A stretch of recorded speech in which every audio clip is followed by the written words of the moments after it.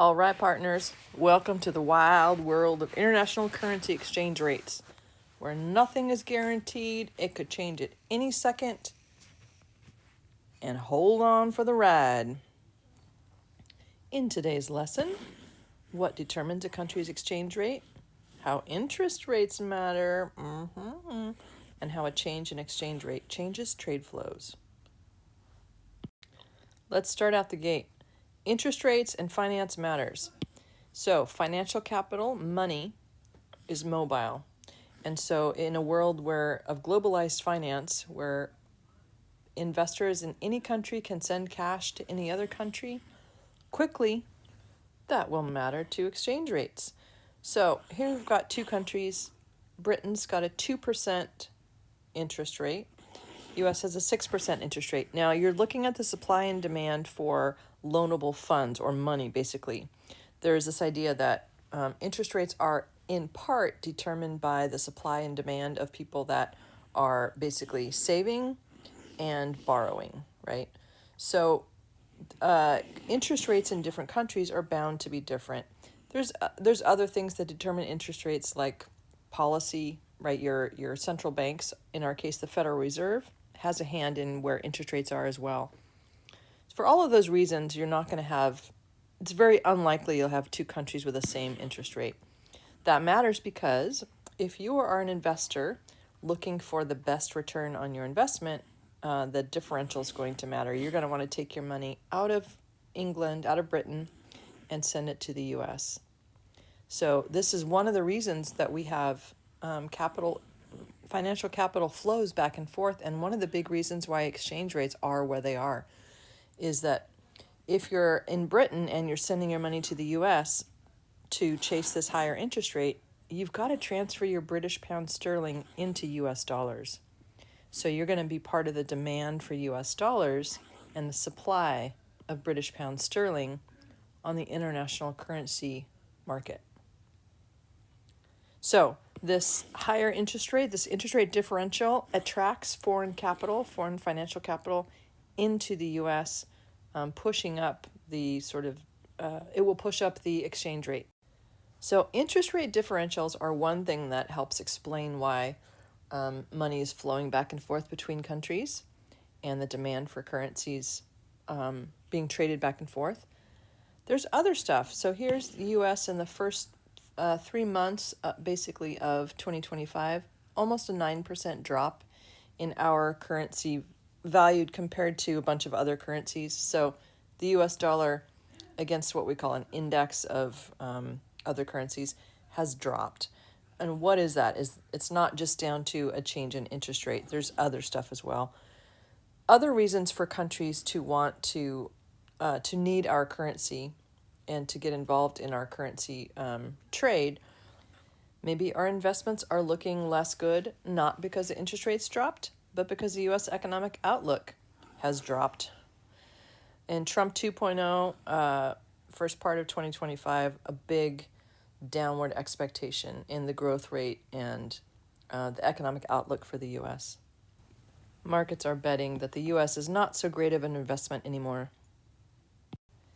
And yet another aspect of these international capital flows are countries have different savings rates, right? So we talked about investment opportunities, higher interest rates or safer investments, higher growth in some places.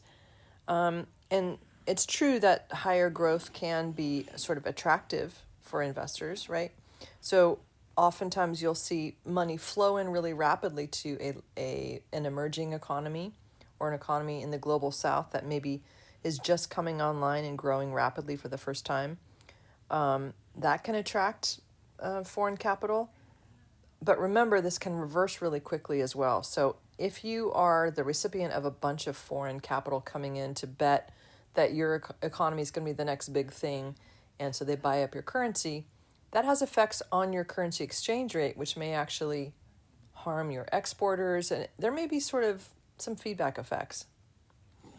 Another thing is countries with higher savings rates. Countries don't all have the same savings rates. So if countries are sitting on a lot of cash because they're saving, that cash is going to want to look for its best life. So it's going to be searching around the world for better investments. And so the countries like China that have a high savings rates tends to send a lot of currency abroad because A, there aren't as many good investments in China as, for instance, as in the US or Europe. But also there's just a lot of cash. So those investments will have already been sort of saturated, and now there's so much cash that needs to find a home somewhere else. So savings rates do matter for capital flows as well. The US is a low savings country, so we don't send a lot of savings out. In fact, we're a much bigger recipient of foreign savings, which can also be a problem too. Rewind a couple of decades and the lead up to the financial crisis, Ben Bernanke, so hold on here, we got some terms and some names to unpack. Ben Bernanke was the chair of the Federal Reserve, basically the most important policymaker in the U.S. The Federal Reserve is our central bank, sets interest rates or helps guide interest rates, regulates banks, basically one of the two most important positions for stabilizing the U.S. economy. The other would be the Treasury Department in the U.S. government. The Federal Reserve, Ben Bernanke, said the principal cause of the U.S. current account deficit, don't worry about that term, it simply means that we are importing a lot more goods than we're exporting, which is not a problem in and of itself, but the current account, the trade deficit basically will mirror what's happening with our financial flows. So they tend to go together. More on that, you can Google that. But back to our topic here. So he's saying one of the reasons for the trade deficit is that a lot of other countries were sending their savings here, pushing up on the demand for US dollars, and spoiler alert, appreciating the dollar, making it more powerful compared to other currencies. And that makes it very easy for us to import from other countries because we can afford more. It doesn't take as much of our currency to buy their stuff. And it's harder for other countries to buy our exports. So our imports rise and our exports fall when we have stronger or appreciated or higher value for our currency. What caused this global savings glut? So Bernanke, looking at what happened in the 90s around the world. So remember, global financial capital is very fluid, can go wherever it wants, unlike people, unlike other resources. Financial capital is king in what it can do around the world. So the financial crisis began in Thailand, and the Asian financial crisis moved throughout Asia and then hit Russia, Brazil, Argentina. What you see is a bunch of investors betting sort of serially on one country, and then that country has a property boom and then bust. And so then that becomes less of a good investment, and so then they move that to another country, and causing a lot of destruction and destabilization in their wake, as a result of the Asian financial crisis and these sort of currency problems, big swings in currency up and then down, and that of course has effects on your economy as well. Countries began to look for a little more stability and wanted to close down some of those capital flows. But if you're an emerging economy, those capital flows can really help you grow. So it's a conundrum for those countries. So a number of those countries had a huge capital outflows, and for the most part, U.S. was the recipient of, at the end of it, sort of all these investors going, oh, I think I'll bet here, maybe I'll bet here, maybe I'll bet here, maybe I'll bet here, coming back home to the U.S., which is always, almost perennially, a good destination for finance, because we have old, deep, and broad investments, stock markets, lots of diversity in what you can invest in. A lot of people wanted to get into the U.S. housing market, which was on a tear in the early 2000s, right? So all this money is chasing all that stuff. It's coming here and did help us probably push up the prices of our houses, and cause the crisis that we would come to know as the global financial crisis. Okay. So you're asking, are there any other reasons besides interest rates and sort of investment sexiness for capital to flow between countries? Yes. Diversification needs can also be part of the story. Corporations can sometimes want to plant, roots in a country. So international investment's part of a strategy. You can think of the U.S. The U.S. dollar is known as the reserve currency in the world. That may change, but for now, it's really just a good, solid, stable currency that a lot of people use for safety and because maybe their country doesn't have, the same safety in their banking institutions that we have. So there's a lot of reasons that people might want to invest in other countries. In fact, go with me in the time machine.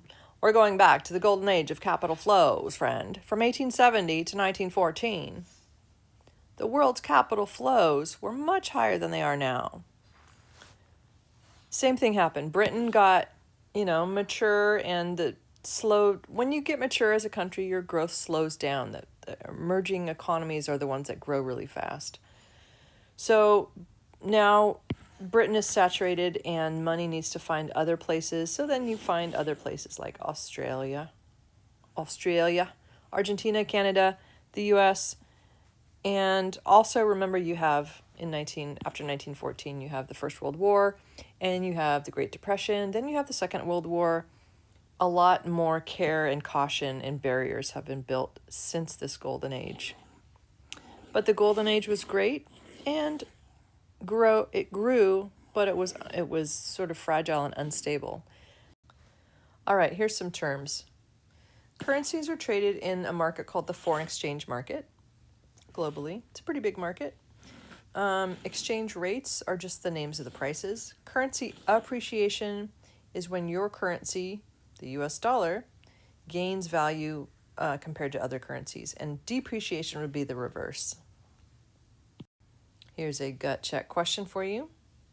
If the exchange rate went from 1 US dollar to 5 Mexican pesos, if it started there and then it went to 1 US dollar for 10 Mexican pesos, then what do we say about the peso?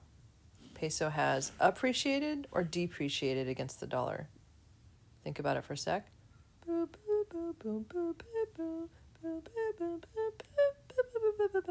It's depreciated. The Mexican peso has depreciated, and the US dollar has appreciated against the peso. But the question is asking for what did the peso do? Depreciated. I know. You're wondering when we'd get to a graph. Here's a graph. So you can think about it in terms of supply and demand for currencies. And you can think about, let's choose a green lightsaber, the supply of US dollars and the demand for US dollars. So the framework here is we're looking at the demand and supply for a good. Let's make the good be dollars. The price of the good is how much of another currency you have to trade to buy one of these dollars. And the supply of US dollars comes from where? Comes from Americans wanting to travel abroad. We haven't talked about tourism yet, but that's part of why you might take your dollars, supply them to the foreign exchange market, and buy euros or buy yen or buy another country's currency. You'd be traveling. Maybe you would be importing, right? You're buying stuff at the store imported from other countries. So those importers are going to have to trade into other currencies. They're supplying US dollars, demanding foreign currencies. Or US investors will supply US dollars if they want to invest somewhere else. The demand for US dollars comes from the opposite. It's foreigners buying our assets, buying our goods, traveling here, etc. So this is sort of your list over here on the right of the things that cause changes in supply or demand. And then from that framework, you can talk about perhaps there is a change in tourism policy or visa policy or a change in the relative attractiveness of U.S. investments. If something happens that makes more people want to invest or travel here, they're going to need dollars, and the demand for dollars then rises, pushing up our price, appreciating the dollar. So who's happy about an appreciation? That's a really good question. People importing in the U.S. So U.S. importers of other countries' exports, we could afford more. That's a happy thing. U.S. tourists traveling abroad would be happy. Their dollar goes further. But while those people are helped, there are other people that are hurt, right? U.S. exporters will find it harder to sell. Their business will slump. Foreigners traveling here will not be able to travel here, perhaps, or not buy as much at least. And of course, all the industries serving those travelers, the tourism industries will be hurt as well.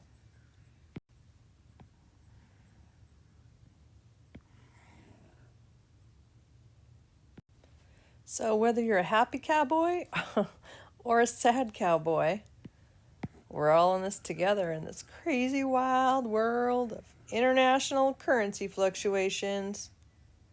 Kind of makes you miss the good old days when all the currencies used to be fixed.